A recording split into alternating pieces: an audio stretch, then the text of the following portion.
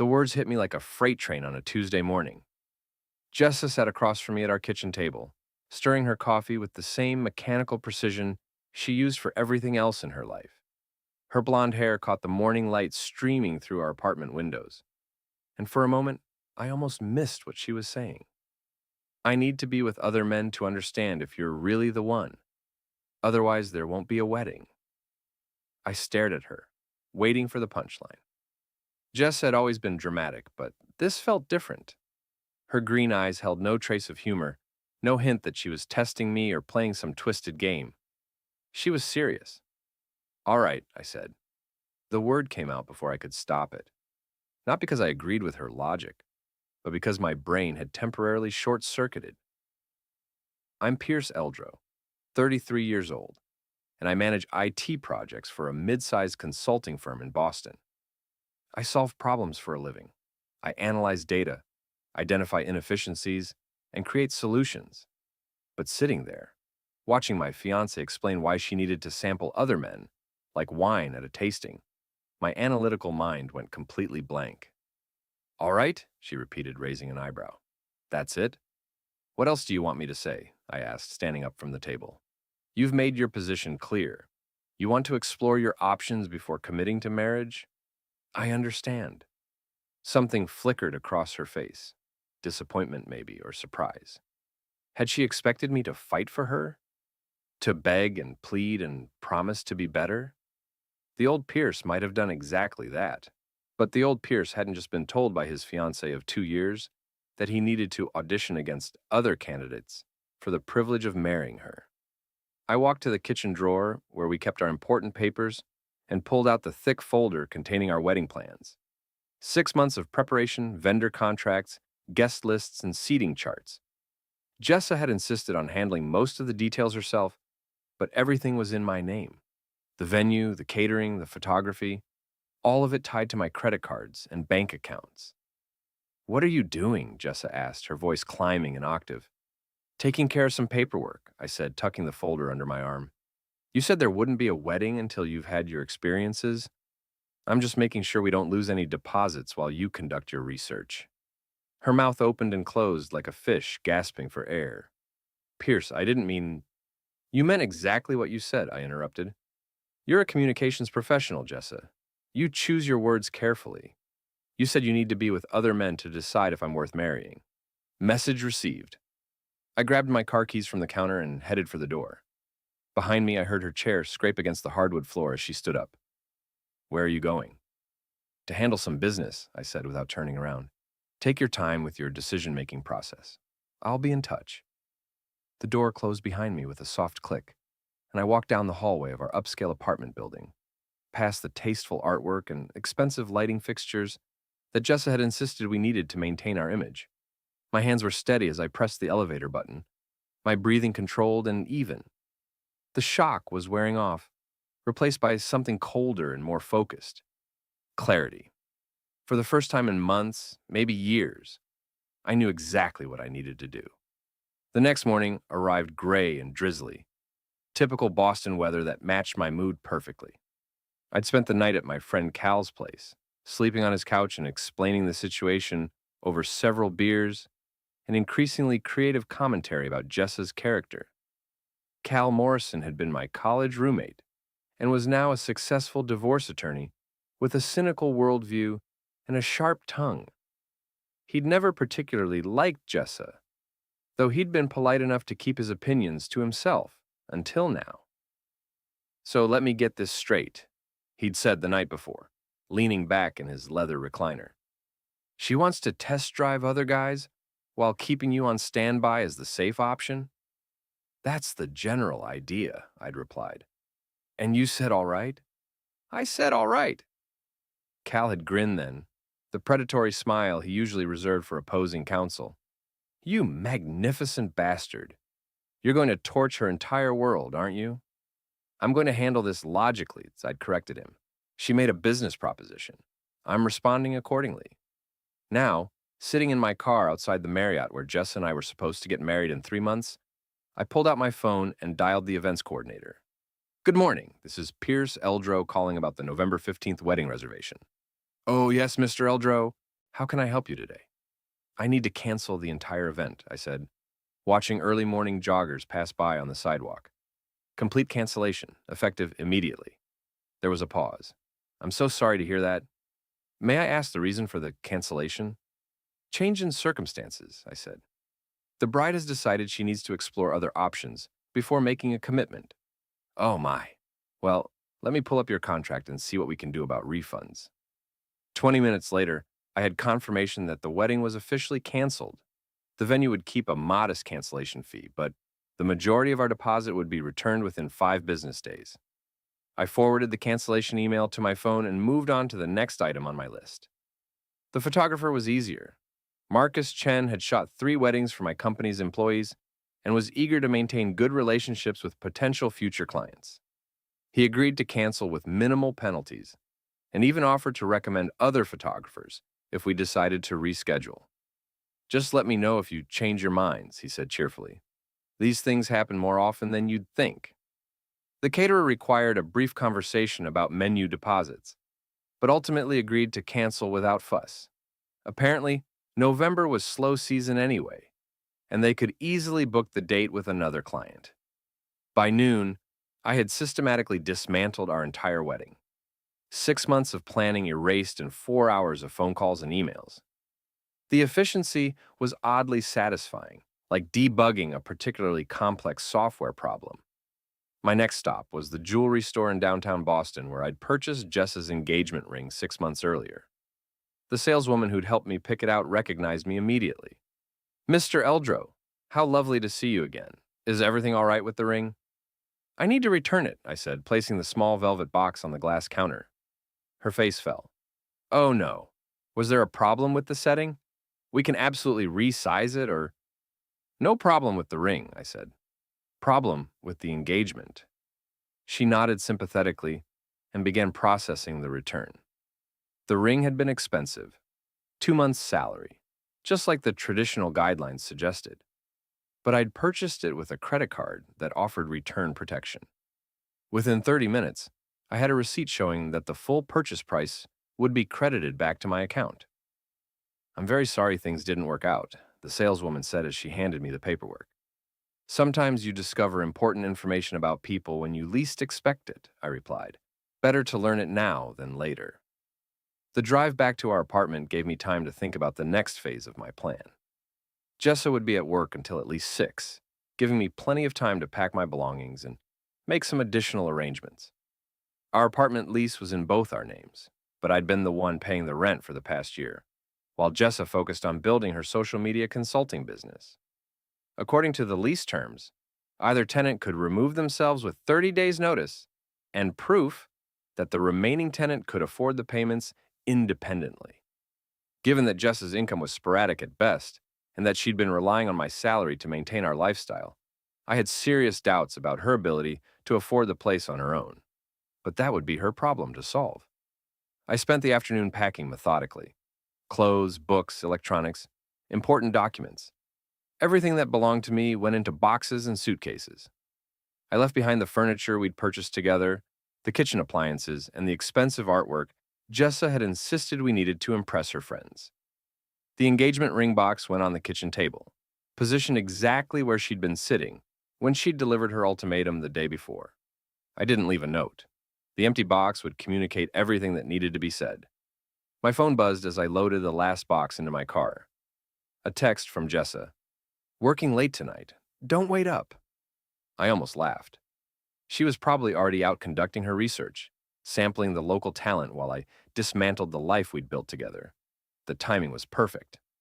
I drove the boxes to a storage unit I'd rented that afternoon, then checked into an extended stay hotel near my office. By the time Jessa came home to discover what I'd done, I'd be comfortably settled in my temporary new life, free from her drama and manipulation. The hotel room was small but clean, with a kitchenette and a decent internet connection. I opened my laptop and began composing emails to our wedding guests, explaining that the event had been canceled due to unforeseen circumstances. I kept the message brief and professional. Dear friends and family, we regret to inform you that our November wedding has been canceled. We apologize for any inconvenience this may cause and appreciate your understanding during this time. Please consider any gifts or travel arrangements accordingly. Best regards, Pierce. I sent the email to our entire guest list, then opened a new browser window and logged into our joint savings account. Jess and I had been putting money aside for our honeymoon and future together, building up a substantial nest egg over the past 2 years. With a few clicks, I had transferred my contributions back to my personal account and closed the joint account entirely. The bank's records clearly showed which deposits had come from my paycheck and which had come from Jessa's sporadic consulting payments. I took only what I'd contributed, leaving her portion in a cashier's check that would be mailed to the apartment. By 10 o'clock that evening, I had systematically extracted myself from every shared commitment, every joint account, and every mutual obligation that tied me to Jessa. Legally, financially, and practically, I was free. My phone had been buzzing intermittently throughout the evening with calls and texts from Jessa, but I'd turned off the notifications. Whatever panic or anger or confusion she was experiencing could wait until morning. I ordered Chinese takeout, opened a beer from the hotel's mini fridge, and settled in to watch the news. For the first time in months, I felt genuinely relaxed. Tomorrow, the real work would begin. My phone started ringing at 6:30 the next morning.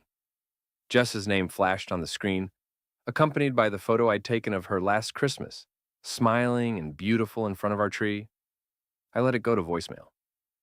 She called again 5 minutes later. Then again. By 7 o'clock, I had 12 missed calls and a string of increasingly frantic text messages. Pierce, what did you do? The ring is gone. Your clothes are gone. What the hell? Call me right now. This isn't funny. We need to talk. I deleted the messages without responding and got ready for work. Wednesday mornings were usually reserved for project status meetings, and I had 3 different clients expecting updates on their systems implementations. Whatever crisis Jessa was experiencing would have to wait until I had time to address it properly. The office provided a welcome distraction. My team was in the middle of deploying a new customer relationship management system for a local manufacturing company, and we'd encountered some integration issues that required my immediate attention. For 4 hours, I lost myself in troubleshooting database connections and API configurations, problems with clear solutions and measurable outcomes. It was almost noon when my assistant, Maya, knocked on my office door. Pierce, there's someone here to see you. I looked up from my computer screen to find Jessa standing in my doorway, her face flushed and her hair slightly disheveled. She was wearing the black dress she usually saved for important client meetings, but her makeup was smudged and her hands were shaking. We need to talk, she said. Maya glanced between us uncertainly. Should I? It's fine, I said. Come in, Jessa. Close the door behind you. She stepped into my office and immediately began pacing in front of my desk. What did you do? The wedding is canceled. The ring is returned. You moved out. I did exactly what I said I would do, I replied calmly. I handled the paperwork. You can't just cancel our entire wedding. Actually, I can. My name was on all the contracts. My credit cards were backing all the deposits. Legally, I had every right to cancel. She stopped pacing and stared at me. This is insane. I never said I wanted to break up. I just wanted to make sure, you wanted to make sure I was the best option available, I interrupted. That's fine. But while you're conducting your evaluation, there's no need to maintain the illusion of commitment. The wedding is off until you've completed your research and made your final decision. But I love you. The words hung in the air between us. 3 little words that might have meant something 24 hours earlier, but now sounded hollow and desperate. If you loved me, I said quietly, you wouldn't need to audition other men to be sure. Tears started streaming down her face. Please don't do this. I made a mistake. I was just scared about getting married, and I said something stupid. You didn't say something stupid, I corrected her. You revealed something true. You told me exactly how you feel about our relationship and about me. I'm responding accordingly. So that's it? 2 years together and you're just going to throw it all away? I leaned back in my chair and studied her face. The tears looked genuine, but Jessa had always been good at crying on command. It was one of her talents, right up there with social media manipulation and making other people feel guilty for her choices. I'm not throwing anything away, I said. I'm simply acknowledging reality. You don't want to marry me. You want to keep me as a backup option while you explore other possibilities. I'm not interested in that arrangement. That's not what I meant. Then what did you mean, Jessa? Explain it to me. She opened her mouth, then closed it again. For a moment, she looked genuinely confused, as if she couldn't quite remember why she'd thought her original proposal made sense. I just, I wanted to be sure, she said finally. And now you have the freedom to be as sure as you want, I replied. Take all the time you need. Date whoever you want. Explore every option available to you. When you've finished your research and made your decision, let me know what you've concluded. What if I decide I want you? Then you'll need to convince me that I should want you back. The words came out harder than I'd intended, but they felt right. For too long, I'd been the one making compromises, adjusting my expectations, accommodating her moods and demands. She'd taken my commitment for granted, assumed I'd always be there waiting no matter how she treated me. Pierce, please. I have work to do, I said, turning back to my computer. Maya can show you out. She stood there for another moment, probably expecting me to change my mind or soften my position. When I didn't look up from my screen, she finally turned and walked out of my office. I waited until I heard the elevator doors close before allowing myself to breathe normally again. My hands were steady, my voice had been calm and controlled, but inside, I felt like I'd just diffused a bomb while riding a roller coaster. Maya appeared in my doorway a few minutes later. You okay? I'm fine, I said. Just some personal business that needed to be resolved. She nodded, but I could see the curiosity in her eyes. Maya was smart and observant, and she'd probably figured out that my relationship was in trouble, but she was also professional enough not to pry. The Morrison Industries integration is ready for testing, she said. Want me to schedule a demo for this afternoon? Perfect, I said. And Maya? If anyone else shows up asking to see me without an appointment, please check with me first. Absolutely. I spent the rest of the day focused on work, pushing thoughts of Jessa and our confrontation to the back of my mind. But as I drove back to the hotel that evening, I couldn't shake the feeling that this was just the beginning. Jessa wasn't the type to accept defeat gracefully. She'd spent 2 years getting her way through a combination of tears, manipulation, and emotional blackmail. My calm, logical response had clearly caught her off guard, but she'd regroup soon enough. I needed to be ready for whatever came next. The call came from Cal at 8 o'clock Thursday morning, just as I was finishing my hotel breakfast and preparing to head to the office. You need to hear this, he said without preamble. Jessa called my office yesterday afternoon trying to get legal advice about forcing you to honor the wedding contracts. I nearly choked on my coffee. She what? She wanted to know if she could sue you for breach of promise or emotional distress. My secretary told her I don't handle that kind of case, but she kept pushing. Finally asked if there was any way to compel you to go through with the wedding. Please tell me you recorded that conversation. Even better. She left a voicemail when I didn't call her back. Want to hear it? Absolutely. Cal put me on speaker, and suddenly Jessa's voice filled my hotel room, high-pitched and desperate. Cal, this is Jessa. I know you and Pierce are friends, but I really need legal help here. Pierce is being completely unreasonable about this whole situation. I made one tiny comment about wanting to be sure about marriage, and he's acting like I committed some kind of crime. There has to be a way to make him see sense. Can't you talk to him? Or maybe there's some legal way to, I don't know, make him honor his commitments? Call me back, please. This is really important. The voicemail ended, and Cal came back on the line. Thoughts? She's completely lost touch with reality, I said. She thinks there's a legal remedy for me refusing to marry someone who wants to sleep with other men first. It gets better. My secretary did some digging and found out that Jess has been calling around to other law firms, too. Apparently, she's convinced that you've somehow violated her rights by canceling the wedding. I rubbed my forehead, feeling a headache coming on. This is insane. This is leverage, Cal corrected. She's creating a paper trail of increasingly desperate behavior. If she tries to cause problems for you later, we'll have documentation of her mental state. Speaking of problems, I should probably warn you that she might escalate this situation. How so? I told him about her visit to my office, her tears and pleas, and the general sense I'd gotten that she wasn't ready to accept the new reality. Cal listened without interrupting, occasionally making small noises of disgust. She's going to try the social pressure route next, he predicted when I finished. Mutual friends, family members, maybe even your coworkers.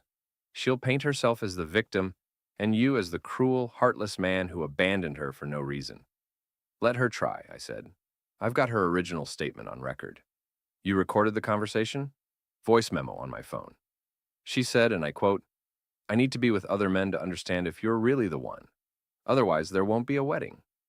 Everything I've done since then has been a direct response to her clearly stated position. Cal whistled appreciatively. Beautiful. Absolutely beautiful.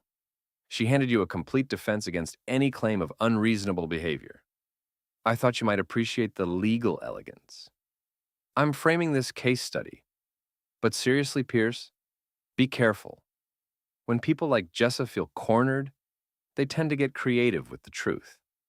Make sure you document everything going forward. I promised to keep detailed records and ended the call feeling more confident about my position. Cal was right about the social pressure campaign, though. Jessa had a wide network of friends and acquaintances, many of whom only knew her version of events. If she decided to wage a public relations war, things could get complicated. The first salvo came that afternoon in the form of a call from Jessa's best friend, Tori. Tori Chen ran a high-end Pilates studio in Cambridge and had never particularly liked me, though she'd always been polite enough in person. She considered me too boring and practical for her glamorous friend, a sentiment she'd never bothered to hide very well. Pierce, what the hell is wrong with you? She said the moment I answered the phone. Hello, Tori. How are you today?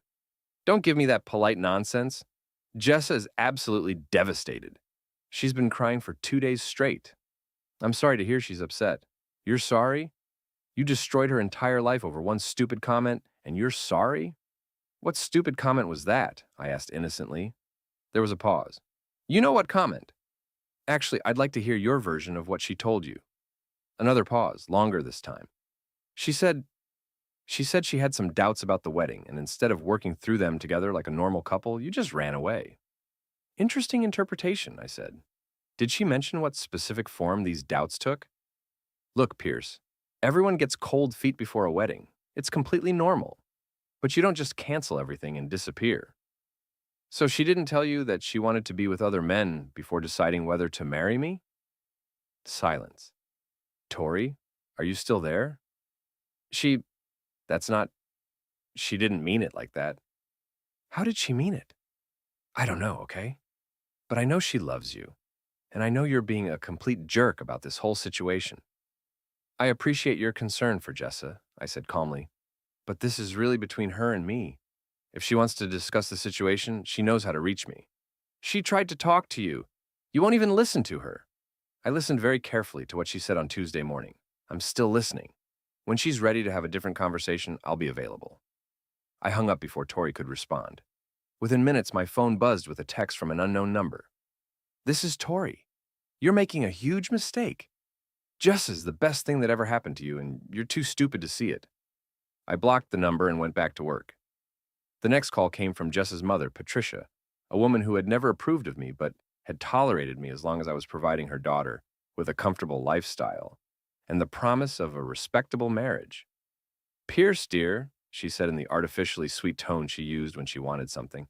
Jessa tells me there's been some sort of misunderstanding about the wedding. No misunderstanding, I replied, just a change in circumstances. Well, surely whatever silly argument you two had can be resolved.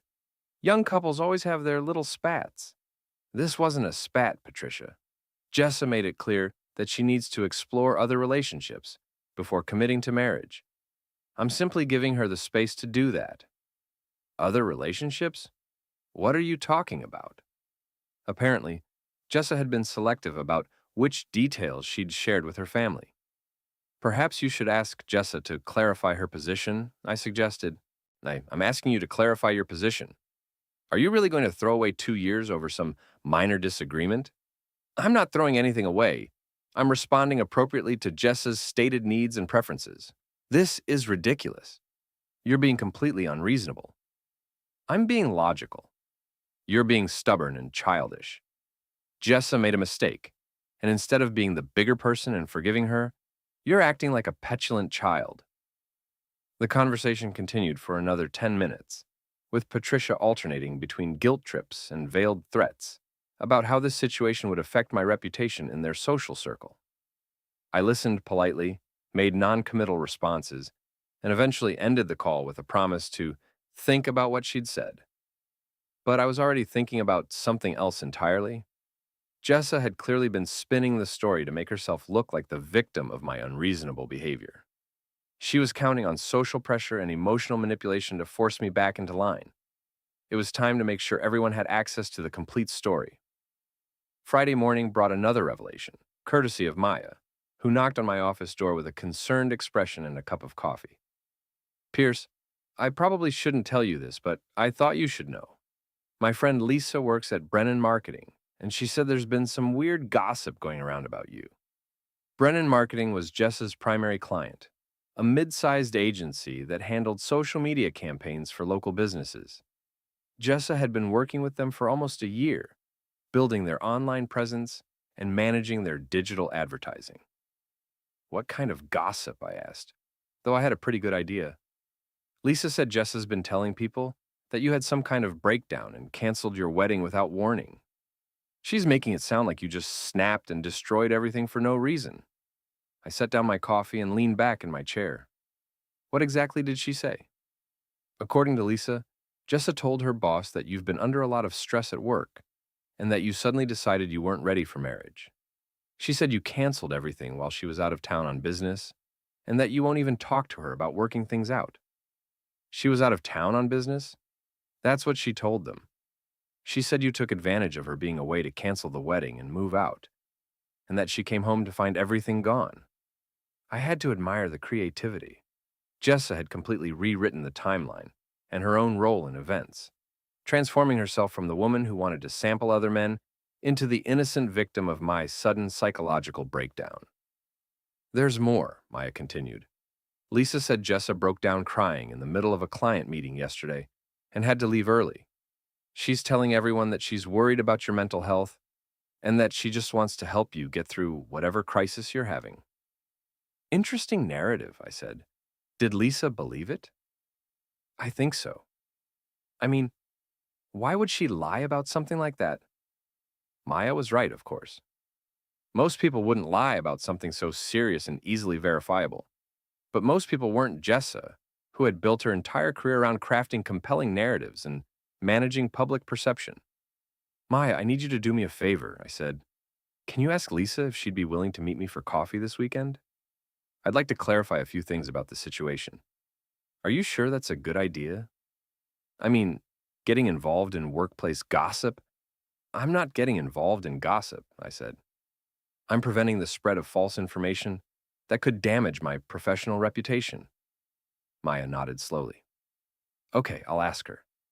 But Pierce, is everything really okay? I mean, you seem fine, but if you're going through something difficult, I'm going through a breakup, I said honestly. It's not pleasant, but I'm handling it appropriately. What I'm not doing is having a mental breakdown or acting irrationally. Good to know, she said, looking relieved. I'll talk to Lisa.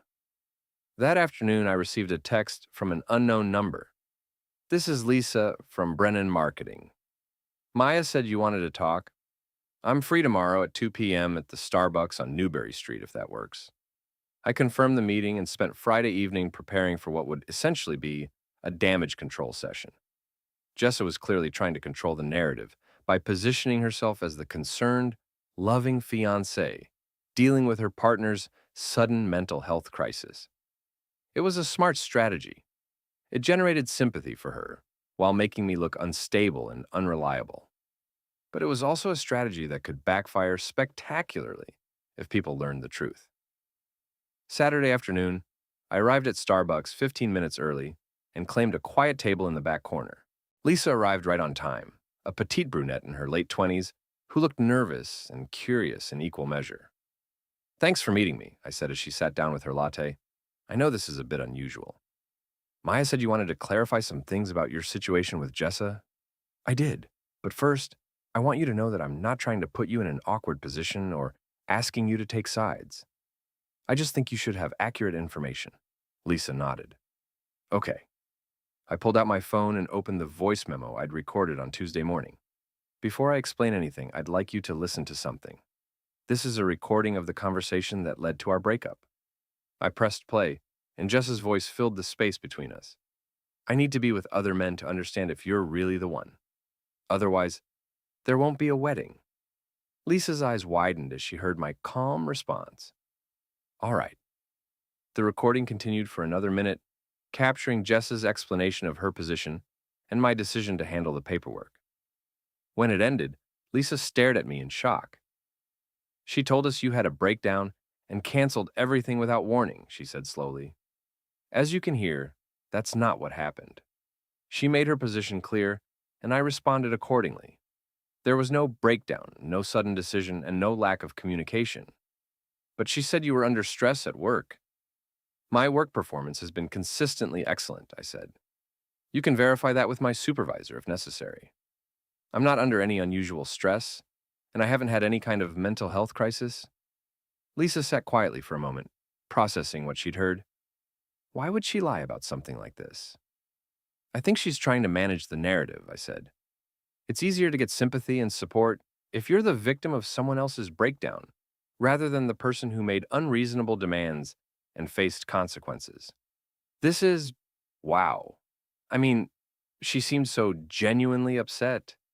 She was crying and everything. I'm sure she is genuinely upset, I said. But being upset doesn't change the facts of what happened. Lisa shook her head slowly. I can't believe this. We all felt so sorry for her.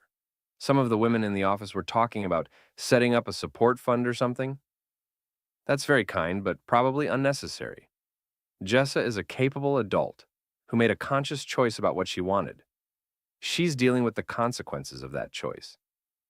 We talked for another 20 minutes with Lisa asking questions and me providing clear, factual answers.